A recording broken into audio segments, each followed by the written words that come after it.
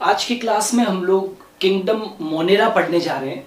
और जैसा कि आप लोग जानते हैं, आर.एच. विटेकर के 5 किंगडम क्लासिफिकेशन के अकॉर्डिंग कितने किंगडम थे? 5। मोनेरा, प्रोटिस्टा, फंजाई, प्लांटे और एनिमेलिया।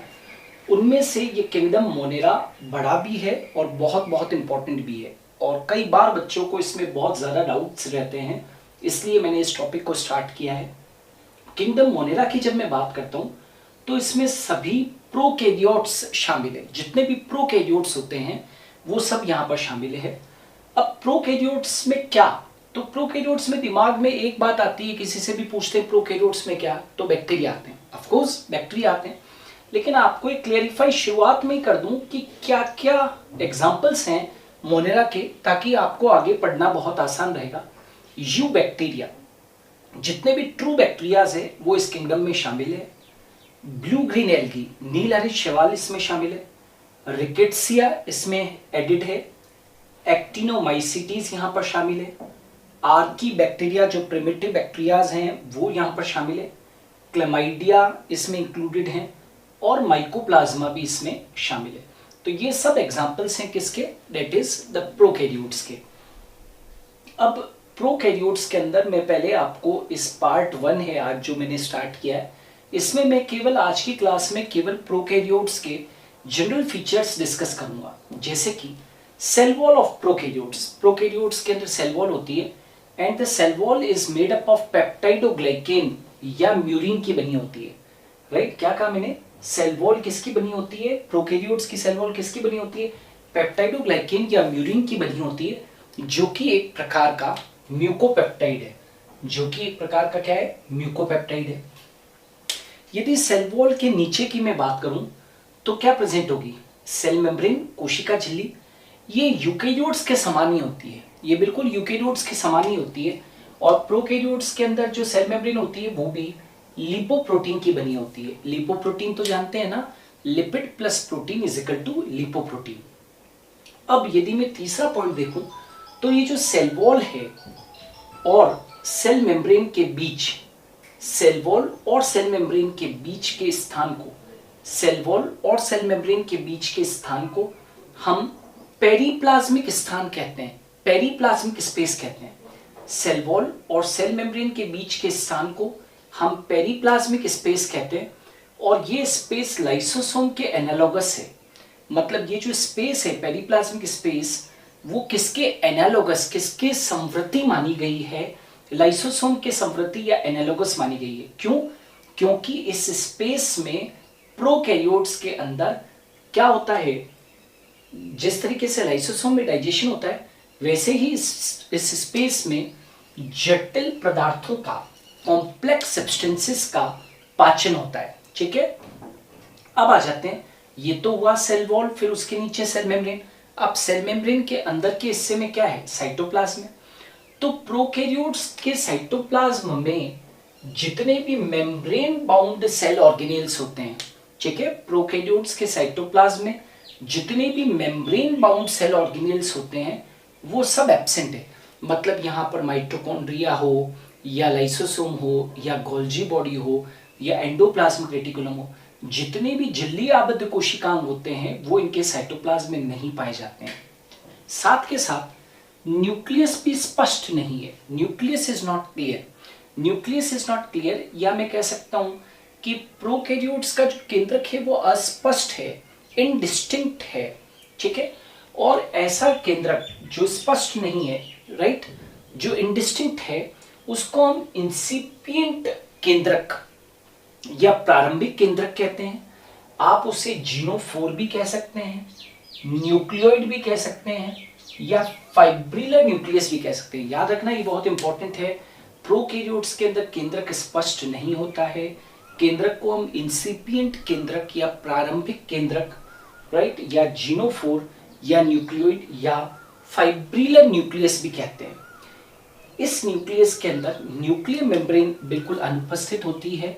वैसे भी आपको मालूम होना चाहिए प्रोकैरियोट्स के अंदर जो केंद्रक है वो प्रिमिटिव है और उसके अंदर केंद्रक झिल्ली नहीं है।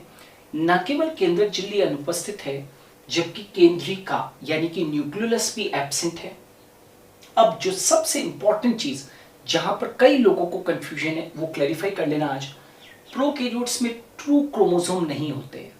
Prokaryotes are not having true chromosome. Prokaryotes में वास्तविक गुणसूत्र अनुपस्थित होते हैं। तो फिर उसके स्थान पर क्या होता है, तो उसके स्थान पर फॉल्स क्रोमोसोम पाया जाता है।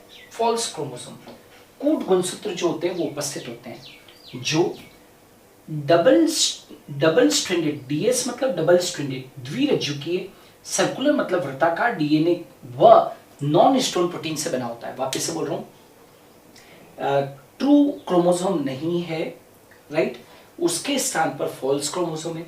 ये जो फॉल्स क्रोमोसोम है वो किसका बना है, वैसे भी आप जानते हो कि क्रोमोसोम किसका बना होता है, chromosome is equal to DNA plus protein, ये तो तय है।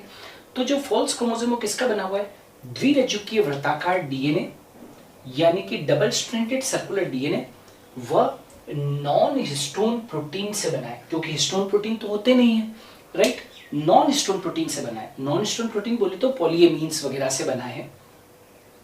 यह फॉल्स क्रोमोसोम कॉइल हो जाता है। यह फॉल्स क्रोमोसोम क्या हो जाता है, कॉइल हो जाता है, मतलब कुंडलित हो जाता है। और यह फॉल्स क्रोमोसोम कॉइल होकर क्रोमोसोम क्षेत्र बनाता है। यह फॉल्स क्रोमोसोम कॉइल होकर कुंडलित होकर क्रोमोसोम क्षेत्र बनाता है। और उस क्रोमोसोम क्षेत्र को हम क्या कहते हैं, न्यूक्लियोइड कहते हैं। ये रिंग लाइक क्षेत्र है बेसिकली, है ना, वलयनुमा। तो वापस बोल रहा हूँ, यह फॉल्स क्रोमोसोम कुंडलित होकर क्रोमोसोम क्षेत्र बनाता है और उस क्रोमोसोम क्षेत्र को हम क्या बोलते हैं, न्यूक्लियोइड कहते हैं। नाउ प्रोकैरियोट्स में राइबोसोम्स 70s प्रकार के होते हैं, राइट। और आपको मालूम होना चाहिए राइबोसोम भी सेल ऑर्गेनेल है, लेकिन झिल्ली रहित कोशिकांग है, ये मेम्ब्रेन लेस है, इसलिए यहाँ पर पाया जा सकता है। तो प्रोकैरियोट्स में राइबोसोम्स जो होते हैं वो 70s प्रकार के होते हैं। एंड राइबोसोम किसके लिए होते हैं, तो ribosomes are the site of protein synthesis, ये प्रोटीन संश्लेषण के स्थल हैं। ये जो प्रोकैरियोट्स होते हैं इनके अंदर साइटोप्लाज्म में किसी भी प्रकार की वास्तविक रिक्तिका अनुपस्थित होती है, मतलब इनके अंदर ट्रू वैक्यूल नहीं होती है। ये जितने भी प्रोकैरियोट्स हैं वो या तो माइक्रोस्कोपिक होते हैं या अल्ट्रा माइक्रोस्कोपिक होते हैं, जैसे कि माइकोप्लाज्मा, और भी बहुत छोटे होते हैं। तो ये माइक्रोस्कोपिक या अल्ट्रा माइक्रोस्कोपिक होते हैं, मतलब आप इतनी नेकेड आईज से इनको नहीं देख सकते हैं। जितने भी श्वसन एंजाइम्स होते हैं वो नॉर्मली जो है वो माइटोकॉन्ड्रिया में होते हैं, लेकिन माइटोकॉन्ड्रिया तो झिल्ली आबद्ध कोशिकांग है और माइटोकॉन्ड्रिया यहाँ पर पाया नहीं जाता है।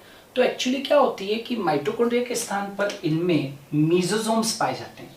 अब मीजोसोम्स कैसे बनते हैं, तो प्लाज्मा मेम्ब्रेन जब अंदर की ओर अंतर्वलित हो जाती है, जब प्लाज्मा मेम्ब्रेन अंदर की ओर अंतर्वलित हो जाती है, व्हेन द प्लाज्मा मेम्ब्रेन इनवेजिनेट्स, तो एक स्ट्रक्चर बनाती है मीजोसोम। और इस मीजोसोम के अंदर सारे के सारे जो श्वसन एंजाइम्स है, रेस्पिरेटरी एंजाइम्स है, वो पाए जाते हैं and it is made for the ATP synthesis. तो कहने का मतलब है कि जिस प्रकार से यूकैरियोट्स में एटीपी का सिंथेसिस माइटोकॉन्ड्रिया में होता है, राइट, लेकिन प्रोकैरियोट्स में माइटोकॉन्ड्रिया की अनुपस्थिति होने के कारण जो एटीपी सिंथेसिस होता है वो मीजोसोम में होता है, ठीक है। जो बैक्टीरिया है वो कितने प्रकार के हैं, दो प्रकार के, ऑटोट्रोपिक और हेट्रोट्रोपिक। ऑटोट्रोपिक तो समझते हो ना, स्वपोषी और विषमपोषी, ऑटोट्रोपिक एंड हेट्रोट्रोपिक। और बैक्टीरिया जो ऑटोट्रोपिक होते हैं वो भी दो प्रकार के होते हैं, या तो फोटोसिंथेटिक ऑटोट्रोपिक मतलब प्रकाश संश्लेषी स्वपोषी, या फिर रसायन संश्लेषी स्वपोषी मतलब फोटोसिंथेटिक ऑटोट्रोपिक और कीमोसिंथेटिक ऑटोट्रोपिक। और हेट्रोट्रोपिक जो होते हैं वो खुद भोजन भी बना सकते हैं और दूसरों पर आश्रित रहते हैं। और ये जो ऑटोट्रोपिक होते हैं भले ही वो फोटोसिंथेटिक हो या कीमोसिंथेटिक हो, ये अपना भोजन निर्मित कर सकते हैं, ठीक है। साथ में ये भी देखो कि ये सबसे ज्यादा मात्रा में पाए जाने वाले सूक्ष्म जीव है। मोस्ट अबेंडेंट माइक्रो ऑर्गेनिजम्स यदि कोई है तो वो कौन है, प्रोकैरियोट्स हैं। और साथ के साथ यहाँ एक और चीज भी याद रखनी है कि कॉस्मोपॉलिटिन होते हैं, मतलब हर जगह पर हर तरीके की हैबिटेट्स के अंदर पाए जाते हैं। यदि मैं एक मुट्ठी भर यदि मैं मिट्टी को हाथ में लूं तो उसके अंदर बहुत ज़्यादा मात्रा में क्या होते हैं, बैक्टीरियाज होते हैं। तो हर जगह पर है, ये कॉस्मोपॉलिटिन है, वर्ल्ड वाइड है, सब जगह सारे और बहुत ज़्यादा मात्रा में पाए जाते हैं।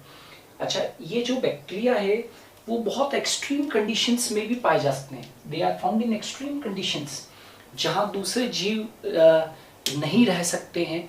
उन एक्सट्रीम कंडीशंस के अंदर भी कई सारे ऐसे प्रोकैरियोट्स हैं जो आगे चलकर हम डिटेल में पढ़ेंगे, तो वो वहाँ पर पाए जा सकते हैं, जैसे कि हॉट स्प्रिंग्स, हॉट स्प्रिंग समझते हो ना, गर्म झरने जो होते हैं, गर्म पानी के झरने, राइट। आपने देखा होगा कई सारे ऐसे स्थान होते हैं जहाँ पर जमीन से खौलता हुआ पानी बाहर निकलता है, तो उनमें भी कई बैक्टीरियाज वगैरह जो हैं वो हॉट स्प्रिंग्स में मिलते हैं, जैसे थर्मस एक्वेटिकस वगैरह। डेजर्ट्स, मरुस्थल एक्सट्रीम हैबिटेट है, राइट, वहाँ पर भी बैक्टीरिया पाए जा सकते हैं। स्नो, बर्फ, वहाँ पर भी पाए जा सकते हैं। डीप ओशंस है ना, बहुत गहरे जो समुद्र की जो खाइयाँ वगैरह है, राइट, वहाँ पर भी बैक्टीरिया जो हैं वो पाए जाते हैं।